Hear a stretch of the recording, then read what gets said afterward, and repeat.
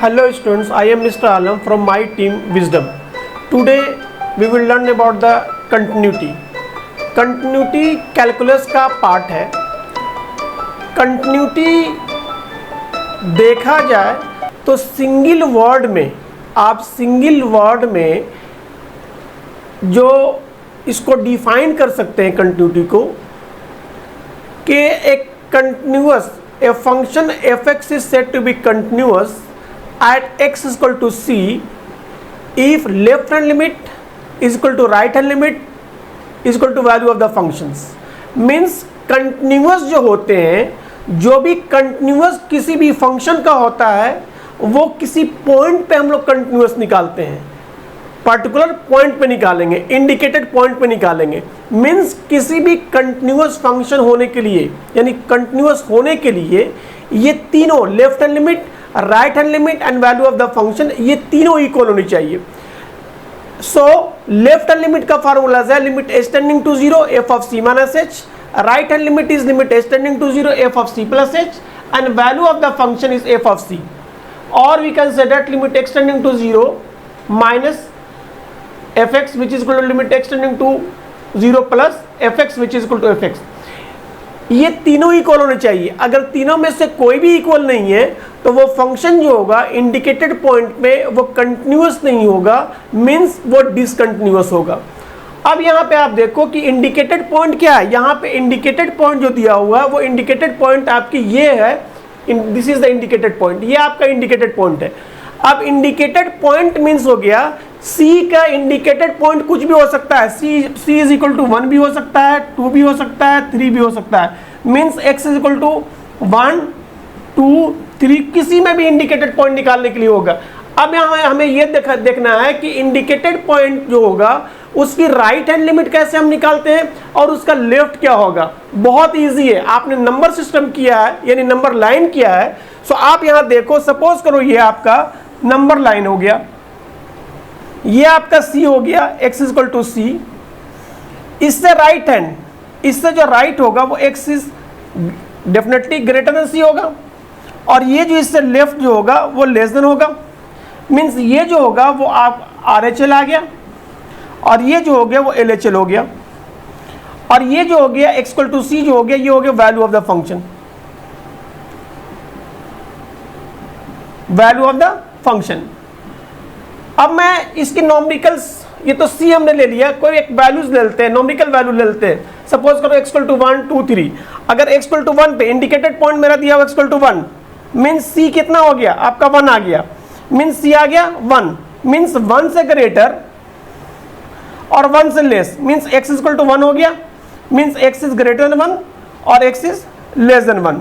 तो ये जो हो गया ये RHL हो गया, और ये जो हो गया वो LHL हो गया, और ये जो हो गया वो वैल्यू ऑफ द फंक्शन हो गया, value of the function at the point of C. सो यहाँ पे वैल्यू ऑफ द फंक्शन जो निकालेंगे वो किस पे निकालेंगे, x इक्वल टू 1, यानी C जो हो गया वो 1 हो गया. अब यहाँ पे सपोज करो x इक्वल टू 2 दिया होगा, x equal to 2 means x is greater than 2 और x इज लेस देन 2. अब ग्रेटर देन 2 जो हो गया वो ये क्या हो गया RHL, और लेस देन 2 जो हो गया वो LHL हो गया. This is the LHL. And value of the function जो हो गया वो x इक्वल टू 2 पे हो गया. तो value of the function means जिस फंक्शन के अंदर में आपकी इक्वल जिसमें लगा होगा वो जो होगा वहां पे हम लोग वैल्यू ऑफ द फंक्शन निकालेंगे, चाहे वो ग्रेटर की पे लगा होगा चाहे वो लेस पे लगा होगा. मीन्स इनइक्वलिटीज दो टाइप के इनइक्वलिटीज में, या तो वो ग्रेटर देन इक्वल टू पे लगा होगा या लेस देन पे लगा होगा. मीन्स किसी एक पे लगा होगा. जहां पे इक्वलिटी लगा होगा मीन्स वो जो होंगे वहां से हम लोग वैल्यू ऑफ द फंक्शन निकालेंगे. और जो भी ग्रेटर लिखा होगा तो उसमें क्या करेंगे हम लोग, राइट हैंड लिमिट लगा लेंगे. और लेस देन जो होगा, अभी मैं बता रहा हूं, इसमें कंटिन्यूटी तो एक सिंगल वर्ड है कि कंटिन्यूअस प्रूफ करने के लिए इस तरीके से हम लोग कंटिन्यूअस प्रूफ करते हैं. लेकिन इसमें जो क्वेश्चंस जितने भी होंगे, कंटिन्यूटी के जितने क्वेश्चंस हैं वो they are based on the limit. जो आपने 11th में किया है लिमिट, उस पर बेस्ड नहीं है. लिमिट की फॉर्मूलेज आपको आने चाहिए, लिमिट को अप्लाई करने के लिए आने चाहिए, तभी ये क्वेश्चन हो सकता है. तो लिमिट चैप्टर जो है मैं रेगुलर क्लासेस में करवा रहा हूँ, उनमें सारे कॉन्सेप्ट में कर रहा हूँ, आप रेगुलर क्लासेस ज्वाइन करें आप लोग। So formulae based on limit, limit की फॉर्मूलेज मैं यहाँ पे कर देता हूँ। First formula is limit extending to a x raise to the power n minus a raise to the power n upon x minus a which is equal to n into a raise to the power n minus 1। Second is limit extending to 0 sin x by x which is equal to 1 means sin of angle divided by angle same angle which is equal to 1. Third is limit extending to 0 tan of x by x which is equal to 1 means angle divided by angle same angle which is equal to 1.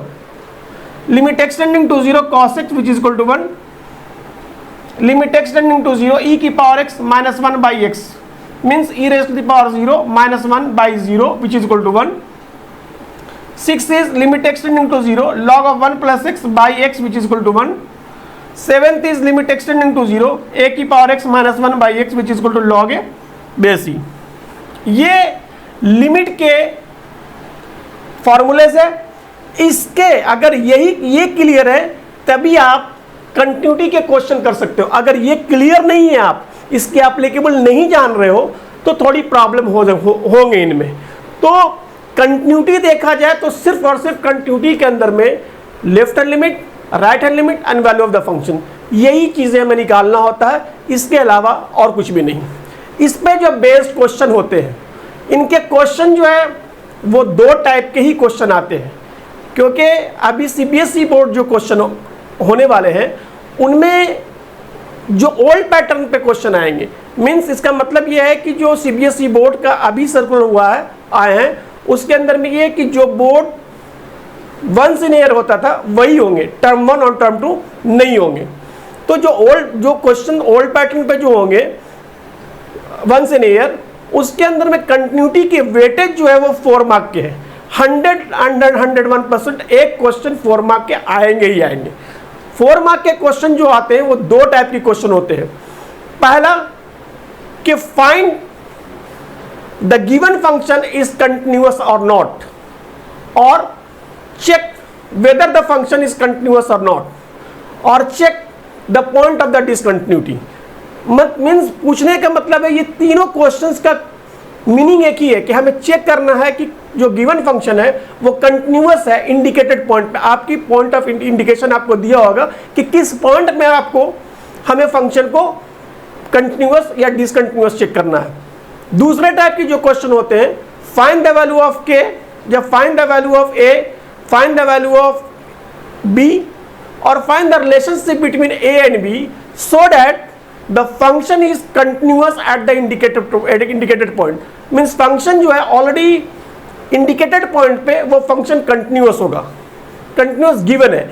इसका मतलब अगर continuous given है किसी question में, तो continuous given है means उसका अगर कंटिन्यूअस होगा तो मीन्स उसका left hand limit, right hand limit and the value of the function, ये तीनों इक्वल होना चाहिए। तो तीनों इक्वल लेकर के हम लोग चलेंगे उसको। अब इस first question, check whether the function is continuous और नॉट एट गिवन पॉइंट या एट इंडिकेटेड पॉइंट। देखो मैंने बताया था आपको कि जहां पे इक्वल होगा वो जो होगा वो इंडिकेटेड पॉइंट होगा। मीन्स हमें 1 पे क्या करना है, चेक करना है कि वो कंटिन्यूअस है या नहीं है, यानी 1 पे हमें कंटिन्यूटी चेक करना है कि वेदर इट इज कंटिन्यूअस और नॉट। ये कैसे चेक करेंगे, तो for fx to be continuous, for fx to be continuous, fx को कंटिन्यूअस होने के लिए क्या होना चाहिए, left hand limit is equal to right hand limit which is equal to value of the function. ये तीनों इक्वल होने चाहिए, वैल्यू ऑफ द फंक्शन। अब लेफ्ट हैंड लिमिट का फॉर्मूला जो है वो क्या है, limit extending to 0 f of c minus h which is equal to limit extending to 0 f of c plus h which is equal to f of c। अब यहां देखो c क्या हो गया, c इज इक्वल टू क्या हो गया, 1 हो गया, क्योंकि किस पे है, 1 पे हमें करना है। जिस पे इक्वल लगा होगा वो क्या लेंगे हम लोग, वैल्यू ऑफ द फंक्शन, और ग्रेटर देन 1 भी है means value of the function भी सेम होगा और आपके राइट हैंड लिमिट भी सेम होगा। मीन्स अब यहाँ पे fx जो है means limit extending to 0 c आ गया आपका f of 1 minus h which is equal to limit extending to 0 F of 1 plus h which is equal to f of 1। अब यहां देखो आप फंक्शन को रिप्लेस करें किससे, 1 प्लस एच से, किसके लिए, राइट के लिए, तो राइट हैंड लिमिट ये है। फंक्शन को रिप्लेस करेंगे किससे, एक्स स्क्वायर प्लस 1 से, किसमें, लेस देन 1 में, मींस लेफ्ट हैंड लिमिट के लिए। तो लेफ्ट हैंड लिमिट के लिए एफ एक्स दे रखा है आपके x square plus 1, f x is equal to x square plus 1, f x equal to x square plus 1। तो यहां पे फंक्शन को जब रिप्लेस करेंगे एफ ऑफ 1 माइनस एच से, तो क्या आ जाएगा, 1 माइनस एच की होल स्क्वायर एन प्लस 1। तो ये आ गया limit H tending to 0, 1 minus H की whole square plus 1 which is equal to right hand limit. Right hand limit मैंने बताया कि एक्स इज ग्रेटर देन 1, अब एफ एक्स रखा X plus 1, so F of 1 plus H करेंगे तो ये क्या आ जाएगा, 1 प्लस एच प्लस 1। अब फंक्शन हट जाएगा, लिमिट एच टेंडिंग टू 0, ये आ जाएगा 1 प्लस एच प्लस 1, और एफ ऑफ 1, एफ ऑफ 1 पे क्या आ जाएगा, इसमें लगा हुआ एफ ऑफ 1, एफ ऑफ 1 पे 1 plus 1, f x is equal to x plus 1, तो एफ ऑफ 1 क्या आ जाएगा, 1 प्लस 1। सो ये एच टेंडिंग टू 0 पुट करेंगे तो 1 माइनस 0 को होल स्क्वायर यानी 1 plus 1 which is equal to h tending to 0, 1 plus 1 which is equal to 1 plus 1, means 2 is equal to 2 is equal to 2, means left hand limit is equal to right hand limit is equal to value of the function. Therefore we can say that LHL is equal to RHL which is equal to value of the function f of 1. So fx is continuous at x equal to 1. अगर ये equal नहीं होता, कोई भी left hand limit value of the function की equal नहीं होंगे, या left hand limit right hand limit की इक्वल नहीं है, कोई भी दो इक्वल नहीं होंगे, तो मीन्स ये डिसकंटिन्यूअस होगा, ये कंटिन्यूअस नहीं होंगे।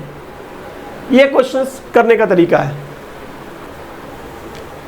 Question number 2, find the value of k so that the function is continuous at the indicated point. Indicated point पे ये फंक्शन क्या है, कंटिन्यूअस है। और क्वेश्चन बोर्ड में 90% क्वेश्चन,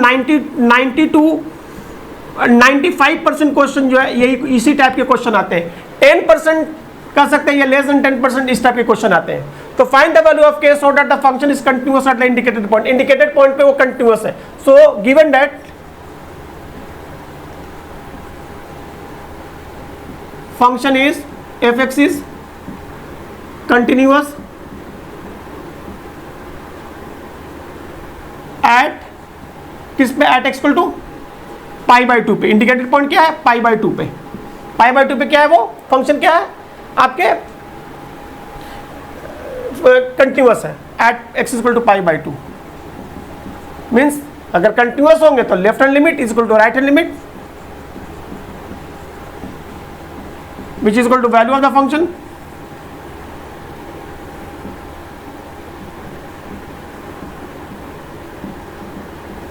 लेफ्ट हैंड लिमिट हो गया limit H tending to 0, F of C minus H, C क्या हो गया पाई बाई 2